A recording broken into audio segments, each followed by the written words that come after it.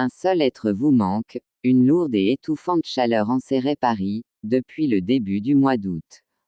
Mitterrand était en passe de boucler ses 100 jours au pouvoir, un laps de temps certes riche en innovations sociales et culturelles, mais bien moins spectaculaire en rupture et réalisation concrète que l'éclat de son sacre semblait l'augurer.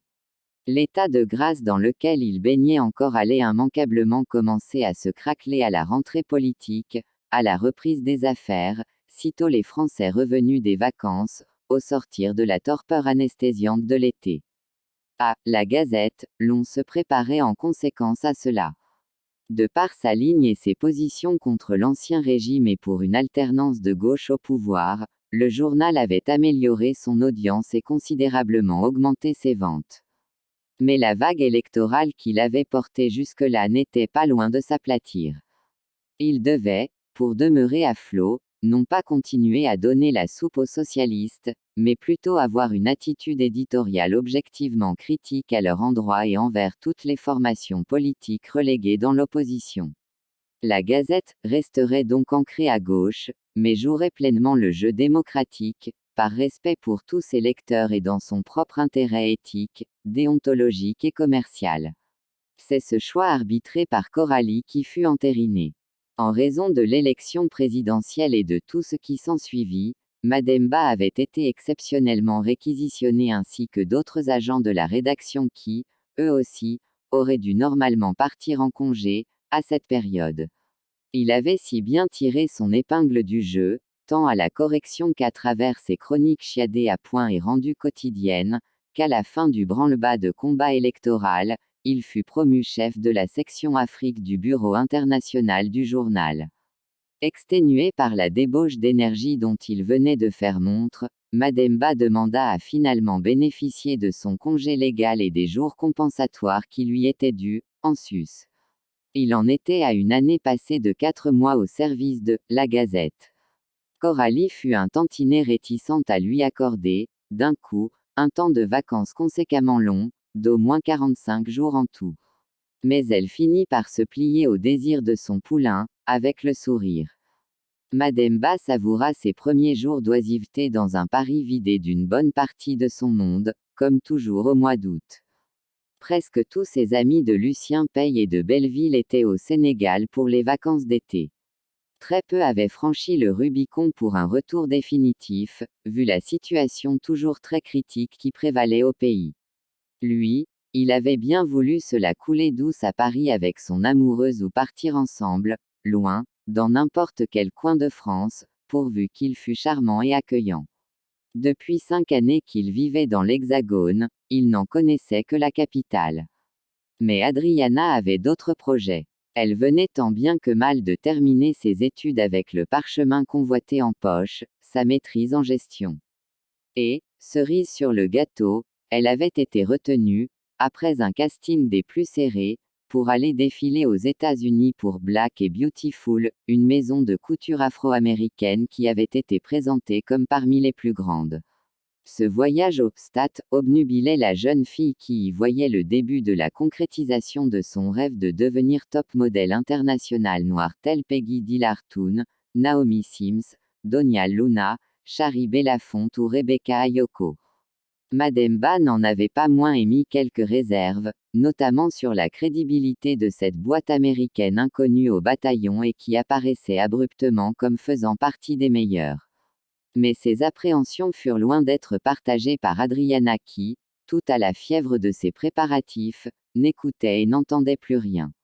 Elles ne firent que l'irriter, jusqu'à un point qui risquait d'être de rupture. Faisant contre mauvaise fortune bon cœur, Mademba aida Adriana dans toutes ses démarches pour le renouvellement de son passeport, le remplissage des formulaires pour le visa américain et à faire ses bagages.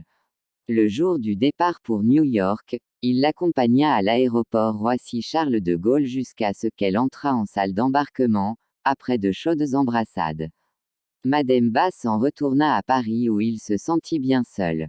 Ce jour et les jours qui suivirent furent un calvaire. Il lui semblait étouffé dans la solitude de l'appartement désert. De toute sa jeune vie, hormis la disparition de son père, une absence ne lui avait autant pesé. Il en perdit l'appétit et le sommeil. Le vide sidéral laissé par Adriana lui donna la mesure du grand amour qui le liait à elle. Un seul être vous manque et tout est dépeuplé. Alphonse de Lamartine avait raison sur toute la ligne. Adriana était aux États-Unis depuis une dizaine de jours quand Mademba reçut d'elle, par le canal du courrier de La Gazette, un paquet rassemblant des copies de pages intérieures des revues Ebony et J'ai envoyées par téléfax. On y voyait la jeune fille en plein défilé avec d'autres jeunes filles noires, sur plusieurs photos. Elle resplendissait de beauté, de bonheur et de fierté, de cette fierté résultant de l'atteinte d'un objectif. Elle n'en dégageait pas moins une certaine tristesse qui n'échappa point à Mademba qui la connaissait bien. Le paquet contenait également un billet manuscrit. En le lisant, il entendait la voix d'Adriana dans sa tête. « Mon doudou, tu me manques atrocement.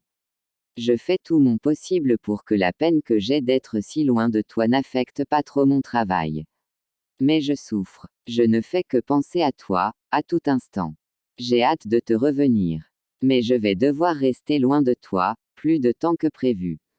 Après Washington, Chicago, Los Angeles, nous allons, comme convenu, terminer la tournée à New Orleans, dans une semaine. Mais il faut que je me rende à Fort-de-France, tout de suite après.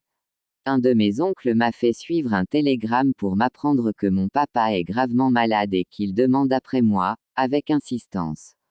Si je n'y vais pas immédiatement, je serai à jamais honni par la famille. Tu sais, nous avons les mêmes réalités que chez vous en Afrique. Je ne serai donc à Paris qu'à la fin août. Prie pour moi, mon doudou. Je t'aime et t'embrasse très, très fort. Ta Didi, forever. Mademba fut heureux de constater qu'il s'était fait du mouron pour rien, que le périple américain d'Adriana se déroulait comme elle le désirait et en toute sécurité. Il regrettait tout de même qu'elle dût rester loin de lui, plus longtemps que prévu. Mais il était bien placé pour savoir combien une maman ou un papa pouvaient compter dans la vie des gens dont la culture et les traditions sacralisent les relations filiales et plus largement familiales.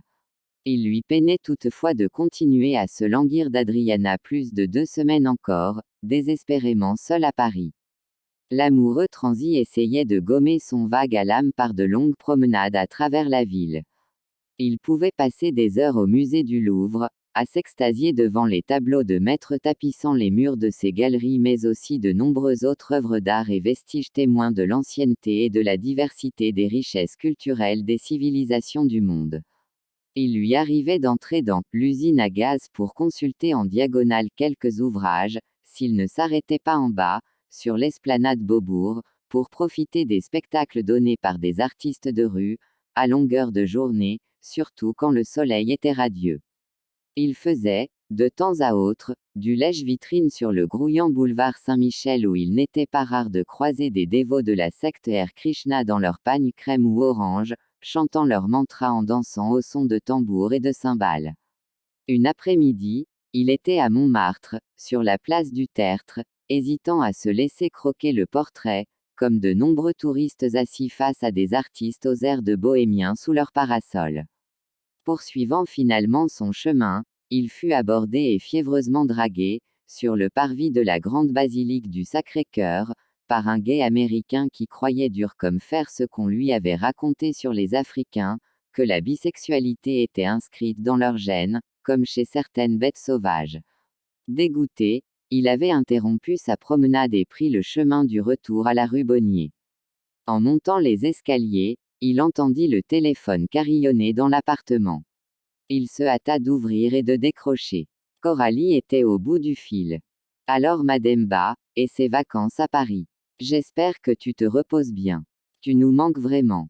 La rédaction me manque également, Coralie. J'ai ta nostalgie. Pour ce qui est de me reposer, je ne fais que cela, à longueur de journée, entre longues promenades et siestes le jour, puis insomnie la nuit. Mais comment donc? Adriana n'est pas là pour te tenir compagnie. Non, elle est présentement aux États-Unis pour une série de défilés de mode. Et comme elle doit prolonger jusqu'en Martinique, pour raison de famille, elle ne reviendra à Paris qu'à la fin du mois. Écoute, nous sommes le mercredi 12 août. Vendredi, je vais prendre quelques jours pour me reposer, moi aussi, mais hors de Paris, chez moi à Alizay. Si tu veux, on pourra y aller ensemble, pour la fête de l'Assomption.